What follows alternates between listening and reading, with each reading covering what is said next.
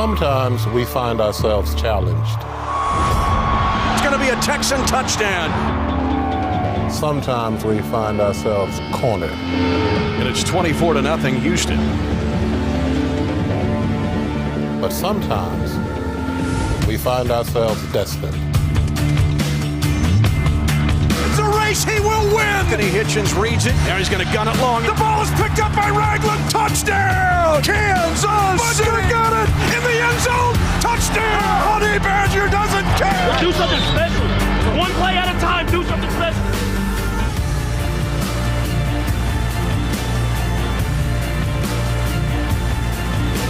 And for the second consecutive year, the Chiefs will host the AFC Championship game. Kansas City, let's bring it home. Difficult roads often lead to beautiful destinations. And for the Kansas City Chiefs and Tennessee Titans, who kick off in about an hour for the AFC title, the journey continues for one down in Miami 2 weeks from today in Super Bowl 54. And if you're one who believes in destiny, the poetic, predetermined manuscripts of our greatest moments of triumph, think about this. It's the 100th year of the NFL, the 60th year of the Chiefs franchise, and the 50th anniversary of our lone Super Bowl victory back in Super Bowl 4. The writing is on the wall, the stage has been set, but just in case you missed something over the last week, we've got you covered.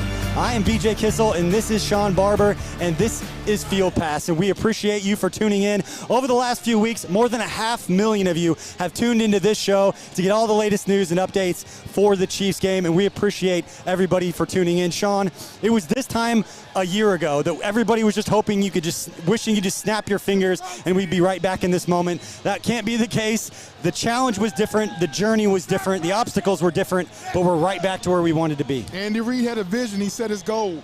The goal was for this team to take another step forward, to continue to grow as a team and an organization. And the Chiefs Kingdom, as they're here now today to stamp their passport to Miami, they're ready for it today. Let's go, baby. And all week the talk, if it wasn't about Derrick Henry, it was about the health of Chris Jones. That's what everybody wants to know right now. So let's quickly throw it to Matt McMullen, who's got today's inactives. He was at the officials meeting. Matt, what do we got? Thanks, BJ. Well, the big news of the afternoon, Chris Jones is active and playing here this afternoon. Jones, of course, was a game-time decision with that calf injury, and he is active this afternoon for the Chiefs, bolstering that defensive line. This has been the best defense in the NFL since Week 11, and Jones is a big part of that. So good to see him out there for the first time this postseason. A few notable inactives for the Chiefs here today. Tailback LaShawn McCoy and offensive guard Andrew Wiley. They will not be playing this afternoon for the Chiefs. For the Titans, they had 7 guys listed as questionable coming into this one. All those guys are playing. So really on both sides, a lot of relative weeks into the NFL season here for the title game. Good to see. One quick nugget, BJ. Eric Fisher, one of the guys that didn't play in that first matchup against the Titans 2 months ago, he's obviously playing here this afternoon. The Chiefs are 9-0 when he plays. So obviously a big little nugget there. He'll be out there along with the rest of this Chiefs team. Chris Jones, everybody. Excited to see what we can do going for the Lamar Hunt Trophy here this afternoon. BJ, back to you. Great stuff right there from Mitch Holtis, as always. Shawn, one of the underrated storylines that hasn't been discussed a whole lot this week is the fact that the Tennessee Titans are playing their 4th consecutive road game. Yes. And it cannot be easy. And it's not very likely that the Titans can go on the road and beat the number 1, the number 2, and the number 3 seeds on the road to go to the Super Bowl. At some point, it's their bodies and everything that they're going through is going to catch up to them. Is it going to happen? As a former player, yes. What does that do to your body, and do you think it's going to happen today? Not only the amount of hydration and dehydration, taking the plane rides, going to the hotels, not having your normal nutrition and what you want to eat, not sleeping in a normal bed, all of those things play a factor. It makes you feel like it's you against the world, but after a whole month, going to the Texans, then going to the Patriots, now going to the Ravens, now having to come in this environment, eventually human nature takes over and you realize, hey, Cinderella, it's midnight. Yeah, especially when you got the temperatures in the 20s, the wind chill is going to put it down in the single digits, and those aches and pains, we talked about it last week coming off the game against the Houston Texans. If they get up early, those aches and pains kind of go away, but if they get behind, they got to muster up that energy to fight back, that's when they may start to feel a little bit more, especially with a team that's so physical up front, especially in the offensive line. Those are grinders. They're ground and pound. That's what they're doing. That makes those aches and pains start to feel a little bit more when you get in the trenches and you try to take care of business like that. Man, our offensive line, punish and protect. Punish their D-line at the line of scrimmage and protect Mahomes. They got 2 jobs to do, and they've been doing those things such a high level all season long. We continue to roll. We continue to pound these boys, and eventually in the second half, it pays due. Yeah, and as Matt McMullen talked about earlier in the show, Eric Fisher, Chiefs are 9-0 when he plays in the game. He didn't play back in Week 10, obviously, because they lost that game. And then Laurent Duvernay-Tardif, starting right guard, he didn't play in that Week 10 game either. So, you know, as far as in the trenches, all the games, all the highlights and all the stuff, always the little guys on the outside making plays. But games are won in the trenches, especially this one. So right now, we're going to throw it to Matt McMullen, who caught up earlier with the Ringer's Kevin Clark to talk about the Titans' defense and what the Chiefs' offense is going to be dealing with. Thanks, BJ. Well, Kevin, we saw the Titans defense earlier this season, but for whatever reason, they're just playing at a much higher level than they did 2 months ago. They're protecting leads, tight leads, and turning the ball over. What gives this defense? Why is it playing so well in the postseason? Well, I think it's interesting. I was in training camp with the Titans. I met with John Robinson, and we talked a little bit about the quote-unquote Patriot way. John Robinson was in New England. Mike Vrabel was in New England. What does that mean? It means steady, dependable veterans, guys like Logan Ryan, who actually came from New England, flexible guys, smart guys. I think that if you think about Dean Pease, defensive coordinator, has been around this league for a long time, and just their ability to change on the fly, it's very Patriots-esque, it's very Vrabel-esque, and I'm not surprised at the type of defense with someone like, Adoree Jackson's always been good. Kevin Byard's been the best safety in football, or one of the best safeties in football for a number of years. The talent has always been there. It's not a surprise that they've gotten better as the season goes on. Another veteran is Jarrell Casey. He was not there the last time we played against this team. Why is he so special to this defense? I mean, he's a game wrecker, and he's the type of guy where even if he's not getting pressure, he's such a big force. He can get a hand up, and just in a league where I'm fascinated by the fact that guys get the ball out so quickly now. Guys get the ball out in 2 seconds, 1.5 seconds, and sometimes an edge rusher or somebody going after the quarterback like that, he might not get there every time. But if you can just push the pocket back, that's the type of pressure that really affects a game, and that's what Jarrell Casey does. Definitely. Well, this Chiefs offense, just man for man, is more talented than this Titans defense. But Mike Vrabel, he knows what he's doing. He's been doing this a long time as both a player and now as a coach. He's going to scheme something up. What do you anticipate this Titans defense doing to scheme up against this Chiefs offense? Well, I think, listen, there's a lot of ideas you can have about stopping Patrick Mahomes, but they're better on paper than in practice. Things like roughing up the receivers, stuff that we've seen Belichick do certainly, where maybe you try to disrupt their timing, stuff like that. But I think it's going to be really hard. I think they're going to need a lot of luck. I mean, you look at someone like Lamar Jackson last week, and he had the second most total yards in the history of the playoffs last week in a loss. They got lucky on a couple of things. They stopped him on 2 crucial 4th downs, which, all more power to them. But I think it's going to take a lot of breaks and the scheme stuff and disrupting receivers' timing. I think it's going to take a Herculean effort from Tennessee to slow down this Chiefs offense. Well, I'm biased. I hope it doesn't happen here today. I hope this Titans defense cannot stop Patrick Mahomes and the Chiefs offense. Kevin, appreciate your time. BJ, back to you. Hey, we promoted this show all week, and we told you we had a big one, and look who's here.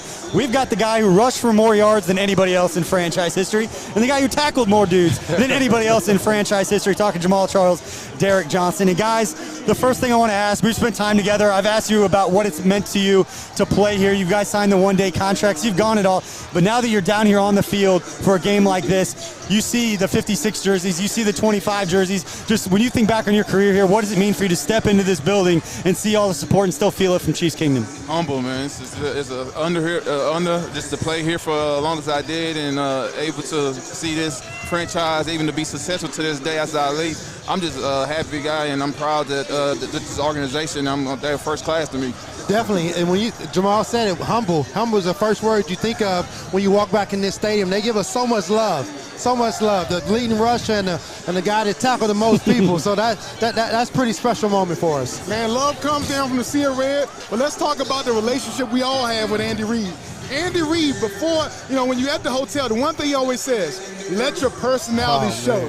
What does that mean to hear those words? And you can think about what the team is thinking as they hit the field today. Well, you're at your best when you let your personality show. Whoever you are, when you get out on the field, don't hold back at all. Let that show. Be accountable to your teammates, and good things happen. So Andy Reid's a great example of that. I feel like when I played in the past, when coaches just go out there, when I heard Coach Reid say that, I was like, man, I can be myself now. So I don't gotta act like this and that. So I'm glad to have a coach like Andy Reid, man. So humble, just able to coach me and taking my career to another level.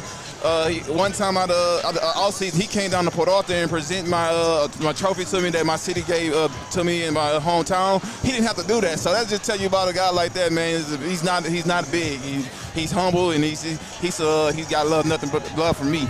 All right, now the Chiefs getting ready to play in the AFC title game. As you've been following the stories throughout the week, just how do you feel about today's game? I feel good, man. I feel like the Chiefs, they've been rocking all year long. They playing against a great team, but I think the vision the division where they got to go is there. So I know that they're not letting nobody stopping this time. Yeah, definitely. At the end of the day, we got to stop Derrick Henry, you know. And when it gets cold, and you know this, shot. When it gets cold, you don't want to tackle, like you usually do when it's hot. But I tell you what, you got to make a decision today. Hit this guy in the mouth, maybe in the legs, and get him on the ground. You said it. Business decisions will be made, and every decision is another step getting us to Miami. We got to take the Pistons. We talk about taking the Pistons away. That's how you kill the engine. They got a few Pistons. Yep. They got Brown, right? They got the quarterback Tannehill. Yep. They got Henry. Yep. They got a couple Pistons on offense, and they got some guys on defense. Once we take those guys out of the game and the engine is killed, it's time for the Kansas City Chiefs defensively and offensively to take over. Who are you watching today on the defense and offense as far as needs to play at a high level for this to be a kill shot? You know what? Matthews. Matthews is a guy right. that plays in the back end. He plays a linebacker. He plays safety, corner. He can do it all, but he's kind of the glue to the defense right now. And I want to see him get that defense together and just make some big-time plays at moments that create momentum for the whole team. I say the whole entire defense, me. I feel like I ain't gonna shout out one player. I feel like they all got to come together and make this happen today. You know what I'm saying? The defense has got to go through them today. And the offense, I know they're gonna do their job because they got a great offensive coach of mine, Andy Reid, over there. He's gonna get the job done. He's not gonna let this one more time go by one more time. So I just say the defense got to come together and be there all on one. If you're curious what the loud noise is, Chris Jones just ran out onto the field. As you see him right there going as usual, going and seeing the fans. He's not too far from us right now. Now, Jamal and DJ, before we let you go, got to ask, if the Chiefs, or when the Chiefs get this win, and you see Andy Reid, you see Clark Hunt hold up the Lamar Hunt trophy, as guys who put their blood, sweat, and tears into this organization, what's it going to mean to you to see that visual? Oh, that's going to mean a lot. Just to say that I've been trying to get to that trophy since I played here, man, and able to see them get that trophy for the final. I used to hear Clark Hunt say that speech every year before the season started training camp. And I always wanted to get there and get presented there, but it always was a failure for me. But to able to be there now, I think to do that, man, I would be so happy and so proud of this organization, man, and Coach Reid, and I'll just be feeling like I want to let you on the field too. Like, hey. See, that was perfect, Jamal. That's what we think of. Think of Clark Hunt coming up at training camp saying, "Hey, guys, we got to get this Lamar Hunt trophy." Yep. Like that, and then that'll get you to the big dance. Today, you got a great opportunity. So, what better way in your own house to take it home? And on behalf of Chiefs Kingdom and everybody else, stating the obvious, but your guys' leadership, your guys' legacies are in part how they got into this position, and nobody is going to forget that. So right now we are going to throw it to Matt McMullen, who caught up with Yahoo Sports senior NFL writer Terez Paylor earlier today. What do you got, Matt? Thanks, BJ. Well, Terez, the guys just talked about how special Derrick Henry is. We know he's the best back in the NFL right now. It's hard to stop him. But specifically on the Chiefs defense, how do they slow him down here today? Well, you've got a couple different options. You can try to load the box on him, but he's had success on that because he's outstanding on regular gap plays and he's outstanding on outside zone. So if you load the box, he might take advantage of it either way. Or you can do what the Patriots did, kind of let him get his, clamp up in the red zone. It's up to the Chiefs.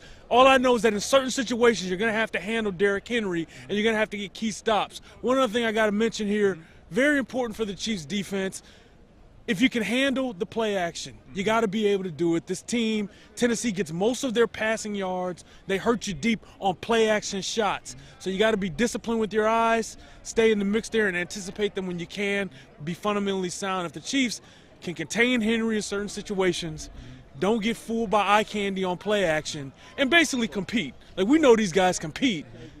They got a great chance to win this game. That's my next question. What gives you confidence the secondary can win against Tannehill off that play action? Well, I think there's some real leaders in the secondary, and the players back there are pretty doggone talented.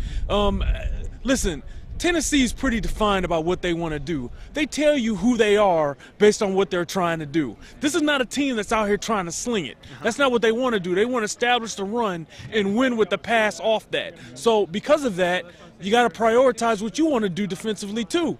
You stop the run with them and then anticipate when they're going to try to hit you with that play action, and then all this stuff is on tape. Everything Tennessee wants to do offensively is on tape. It's just about being fundamentally sound enough to stop it and physical. You have to match this team's offensive physicality. This has been the best defense in the NFL since Week 11. To keep it up here today? I think so. I'm picking the Chiefs to win.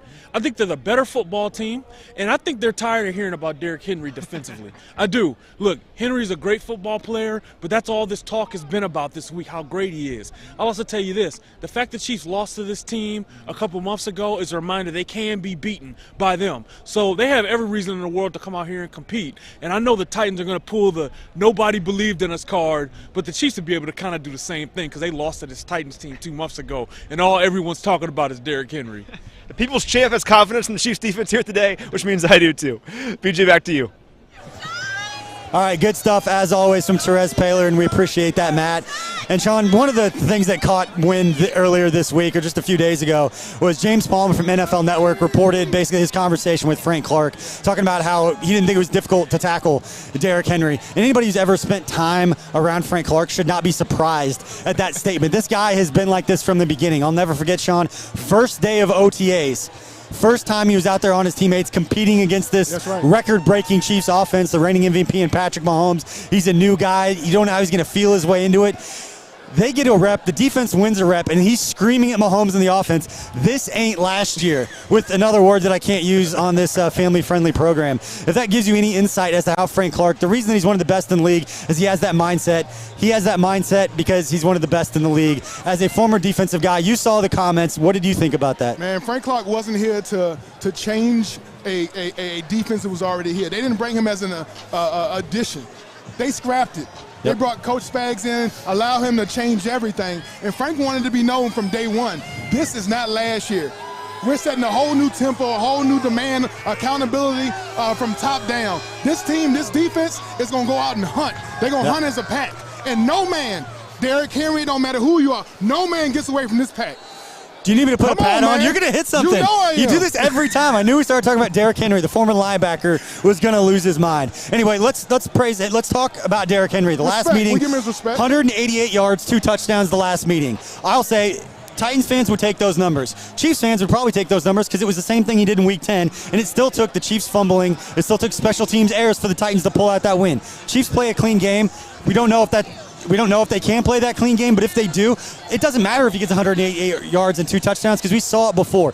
To me, it's still going to come down to Ryan Tannehill taking a few deep shots. But Derrick Henry, 4.18 yards per rush after contact. It's going to take everybody swarming to get up there and make a play. That's what we know, man. The way the defense has played here recently, it's not about one-on-one. It's not about making this one a glaring tackle. It's about the defense playing, getting off of blocks, and being able to swarm to the ball carrier. He might make an initial guy miss, but the more hats you get on the ball, the better. And as they swarm and pull at that ball, it gets him thinking. All of those carries from the last 4 or 5 weeks, it starts to weigh heavy on his back. And it's not just the one carry, it's all those carries. He only has so much tread on them tires, and we're going to take the Pistons out. We're going to kill that engine. All right, and I got to ask you, and we didn't even talk about this beforehand, so this is very raw and live right now. We're good. You're a linebacker. You're going up against a running back who's known for a deadly stiff arm, the deadliest stiff arm in the NFL. How do you combat that? Because we are going to see it on those DBs. Yes. He gets into the open field. Hopefully it doesn't happen a lot. He's running. He gets his arm out like this. You go up.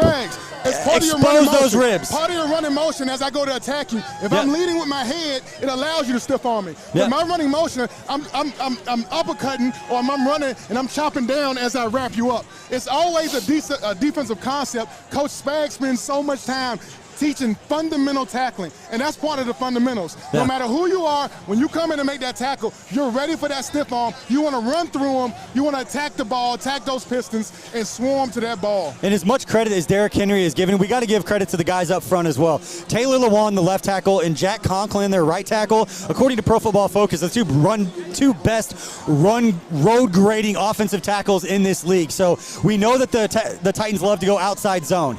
And if you watch the tape against the Patriots and against the Baltimore Ravens last week, when Derrick Henry is getting going downfield and he's getting that head of steam, it's because they run outside zone, and those tackles have the defensive ends 4 yards down the field. So when he's running, Derrick Henry isn't having to run straight across the field. He's running at an angle, planting his foot, and getting up. So the challenge, as much as it's about tackling Henry, it's about not letting those defensive ends have to hold the edge and not let Henry get going downhill. Make him run perpendicular. Don't let him get that head of steam going forward. So as much as it is about Derrick Henry, it's those defensive ends. It's Frank Clark. It's Terrell Suggs not getting pushed down the field. Keep Derrick Henry from getting his momentum going north and south. That's how you're going to find success. Hey, man, you got to fight off blocks. We're talking about their offensive line trying to create a hole. The only way they create hole is by holding. They create a hole by holding. And efficiently, in the first and second quarter, they're going to do it so much, they're going to almost challenge the referees to call it every time, knowing that a referee at some point stops calling it. And that's when you see that home breaker run hit. Every big play, there's holding. On every offensive play, you can find some holding. But especially with this Titans offensive line, they hold all across the board on every play. Referees got to make the call. Got to make it a fair game. We got to disengage and get to the ball carrier. All right, let's take a quick nugget about Ryan Tannehill, because we haven't talked about their passing game yet, and the running game has set up their passing game. He's averaging over their 2 playoff games just 16 passes per game. This is not an offense that's going to sit back and chuck it around, which is actually funny because it's different than what everybody told us where the NFL was going. This spread offense, get around, throw it 50 times. What we see from the Chiefs, these guys, it's ground and pound. They're running it. Derrick Henry is going to run the ball 30, 35 times. It's not going to be a huge secret what these guys are doing, but when they do pass it, they've got chunk plays. Yes. They have been able to pick up chunks of plays down the field. 13.5 yards per attempt in the passing game with Ryan Tannehill. So I asked Steve Spagnuolo earlier this week, how much pressure does it put on the linebackers and on the safeties that they get this running game going? Their eyes can't be in the backfield worried about the running game. I go, how much pressure does that put on your DBs? He looked me plain in the eyes. He goes, BJ, everybody's got an assignment on every play. If your assignment is not to give up the pass and it's to make sure those deep passes, then that's what you're doing. If they are doing that, their eyes aren't in the right place and they're not doing the right things. As a former player, how do you worry about stopping the run while also making sure you get your depth and your drops? Alignment assignment football is key. Alignment assignment football, and that's at every level. If you're a secondary guy and you're supposed to be pass first, you got to go pass first until you 100% sure it's a running game. So with that, you got to be aware of what? The flea flicker, the bootlegs, play action. All of those things is why Tannehill's been such an efficient quarterback at getting those big chunk plays. None of those things worry about me because our front seven fired with electricity from my man Chris Jones, Pennell, Noddy, Saunders. Those guys, they can hold up. They can hold up just fine, and when the secondary comes in, it's just extra hats on the ball. You can't tell me this Chiefs defense hasn't been hearing the Derrick Henry talk all week long. These guys are fired up as if they needed any more reason to get fired up in this game. Shawn, before we let everybody go, we're about 32 minutes to kick off. What wise words of wisdom do you have? Hey, man, no matter how the game starts, no matter if we're up by 20 or down, we stay with the process. The process is always greater than the product. And what we're looking for is not a good game, not a good series of plays, but we're trying to crush this team and create a nationwide scare. We want everybody to know what Chiefs Kingdom is doing. As you saw on that sign right there, it is time to bring the Lamar Hunt Trophy back home to Kansas City. We appreciate everybody for watching. Make sure you tune in to Chiefs Rewind after the game as Shawn and Mitch break down a game that we are all going to remember for a very, very long time. Again, we appreciate everybody for tuning in. If you're here at the stadium, make sure you're loud. If you're at home, make sure you're a part of this. Tune in after the game. This is going to be a special one for Greg Tongue, for Glenn Connolly and Anna Topkin behind the scenes. We appreciate it. Have a great night, Chiefs Kingdom.